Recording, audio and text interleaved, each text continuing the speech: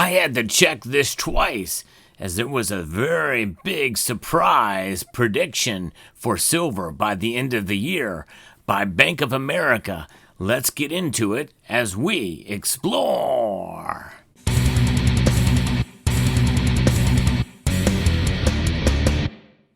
Usually when these big banks speak and make predictions about where gold and silver are going to go, I think it's important to pay attention, especially in this case, and especially considering that Bank of America, as well as some others, well, many people feel that they are a part of the big cabal to suppress the price of silver.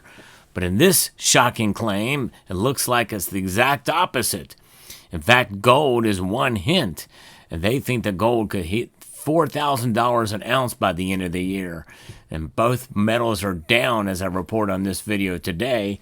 And when the metals are down, well, that's a good time to shop around, if your budget allows, to see what kind of deals you can find out there and to take advantage of the lower spot price. Channel sponsor Summit Metals is an up and growing, very fast precious metals dealer out there for your online orders. So check them out at summitmetals.com. See if they're right for you. They're expanding their services, and they have a wider selection now as well, and good stuff over Summit Metals. The current correction in precious metal prices is a result of lowered near-term geopolitical instability, but gold and silver will both post further gains in the second half of the year, according to Francisco Blanche, who is the head of global commodity and derivatives research at the Bank of America Securities. We've been calling for $3,500 gold for the first half of this year, Blanche said in an interview with CNBC. We got there, and we feel the market's going through a correction right now that could last a few months, otherwise known as the summer doldrums, and I think that's probably right. We're still bullish longer term, and we think longer term, maybe into the second half of the year or into 2026, we'll breach $4,000 an ounce for gold. But we're going through a correction because some of the extreme uncertainty that we've witnessed in recent months seems to be fading. So, and so that's a big, somewhat of a surprise for gold, but wait to hear about silver. We'll get to that in a moment. This is what we've gotten very close to $3,500 an ounce a couple of times, but to breach that level and keep moving up, we need some of this geopolitical turmoil, some of this policy uncertainty to creep back up again, he said. We expect it to happen into the end of the year, into 26, but for now, we think it's unlikely we will move up in a straight line from here. Blanche was then asked about the Bank of America's view on silver, which has lagged gold prices, and it suffered from weaker industrial demand. Indeed, that is the case, and Kitco says here that we are looking at $40 an ounce, he said. $40 an ounce for this metal by the end of the year, which, by the way, is about $4 more than what I predicted silver's price would be by the end of the year, which I'm sticking with, $36. By the way, stay tuned, because I did pick up another ounce today, and it's a very shiny piece. Wait till you see it. And wait till later in the video, I'll show it to you. So we're looking at $40 an ounce. We think silver is one of the better investments because, remember, silver is half precious, half industrial. The precious aspect of silver has been driving it higher. And the industrial side has been taking a back seat.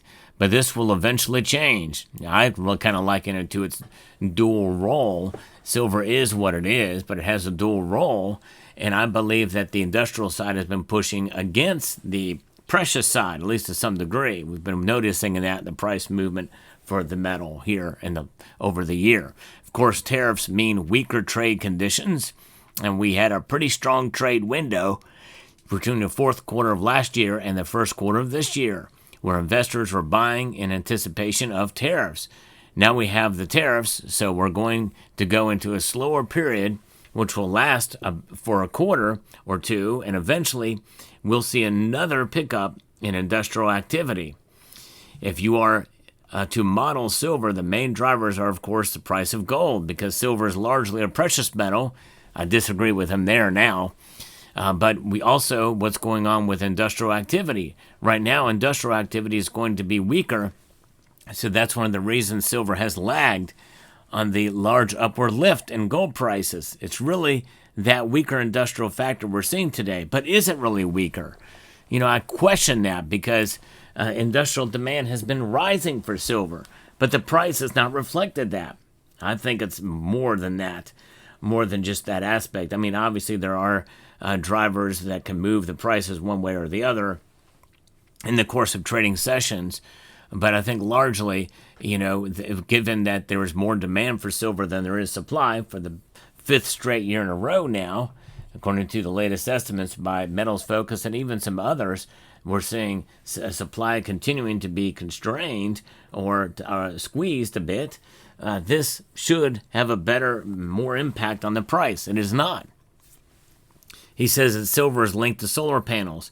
We still expect enormous investments in solar panels and the electrification of everything, and we think silver plays a critical role.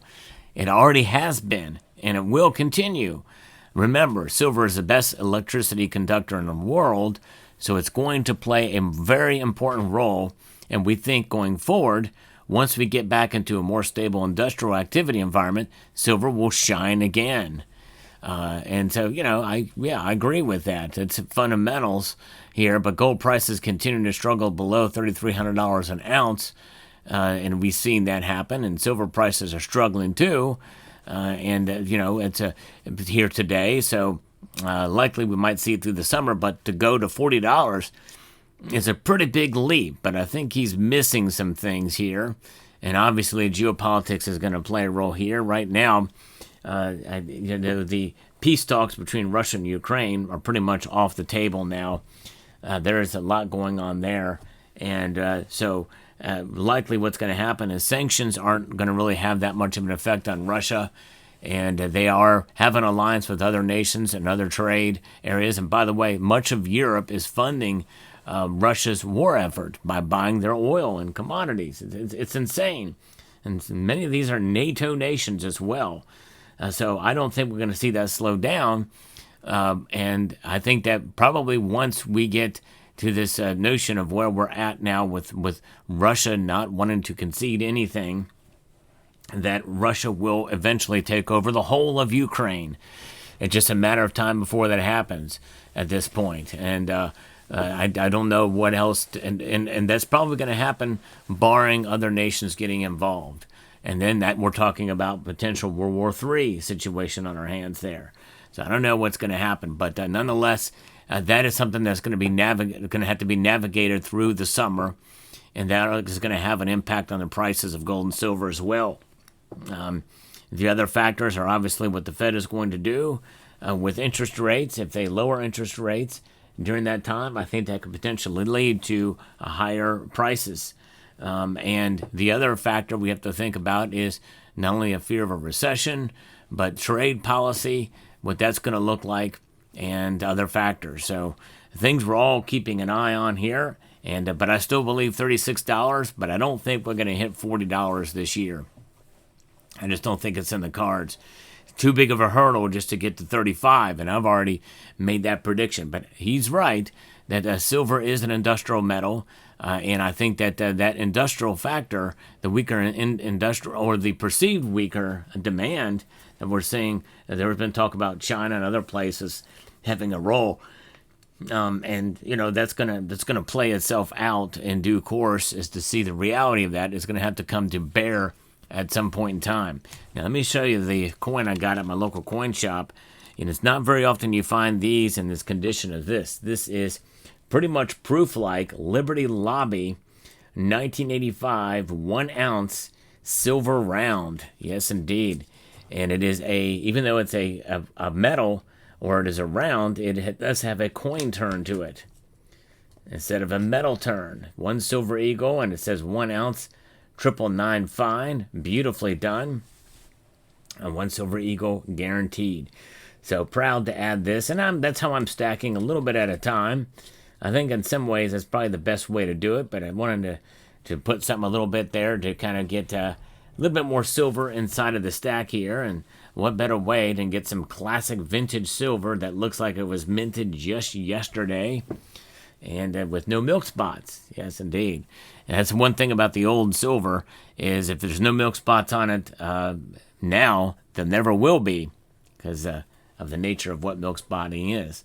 So there you have it. Let me know what your thoughts are in the comment section down below. I like to give you the latest news and analysis in the world of precious metals. If you enjoy what I do here, I hope you will consider subscribing to the channel and bookmarking the page, pressing the thumbs up button down below, as well as the notification bell so that you can be notified when the latest video makes its way across your device.